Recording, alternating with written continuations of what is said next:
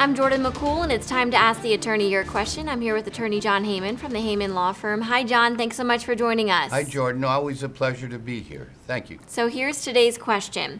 I was involved in an accident with a tractor trailer when he didn't see me on the highway and pulled into the right lane and crushed my front end, sending me into the guardrail. I just got out of the hospital and I'm frightened to get back on the road. How do I handle this? I can't really blame you for being frightened as a result of this, because tractor trailers, as you know, weigh thousands upon thousands of pounds, and the impact in and of itself can create horrendous injuries. And my heart goes out to you, and I wish you a full and speedy recovery.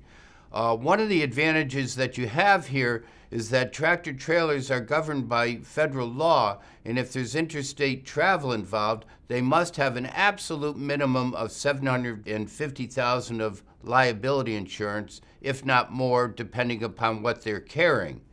But in this situation, the real question is about the psychological injuries. When a lawyer gets involved in a personal injury claim, they take into account any number of factors.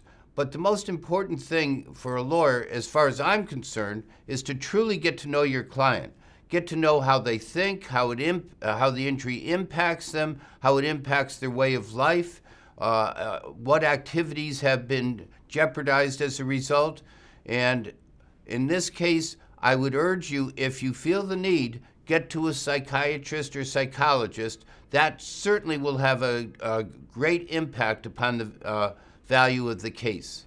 I was going to ask you about that with, mental health concerns. If that's the biggest concern or that's the biggest impact from this accident, that can be used to get, to have a case, correct? It can certainly always be used. Quite frankly, from a practical perspective, we generally tend to utilize it when there's serious injuries. Our experience is, and my experience over 40 years, is that these types of injuries don't result in a greater award if they're very minor injuries.